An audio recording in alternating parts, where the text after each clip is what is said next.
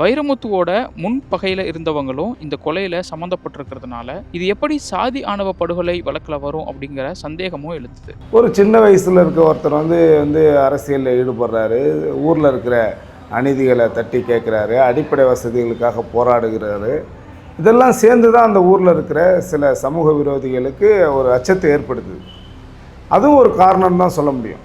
அதாவது இவங்க ஏற்கனவே சில பிரச்சனைகளில் ஈடுபட்டாங்க, அதுதான் இந்த மரணத்திற்கு காரணம் என்ற வகையில் மட்டும் சுருக்கி விட முடியும். ஒருவேளை அவங்க இந்த காதல் திருமணத்தை அதற்காக பயன்படுத்தி இருக்கலாம். வைரமுத்துவை கொலை செய்வதற்கு மாலினியோட தாயார் என்ன செய்கிறாங்க அப்படின்னா, அவங்க பிறந்த சமூகத்திலிருந்து குற்றவாளிகளை கொலையாளிகளை அவங்க அழைச்சிட்டு வரல, அவங்கள தூண்டி விடலை.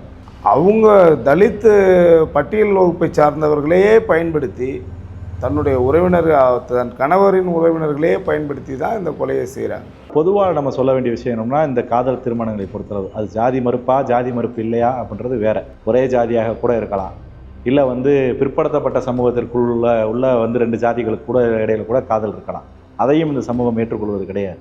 ஆனால் இது தூண்டுதலாக இருந்த அந்த மாலினியோட அம்மா விஜயா மாற்று சமூகம் தானே, ஒரு தலித் அல்லாத ஒருவர் இந்த குற்றத்தில் ஈடுபட்டிருந்தால் நீங்கள் ஏன் பிசிஆர் வழக்கு போடக்கூடாது அப்படின்னு சொன்னோம்.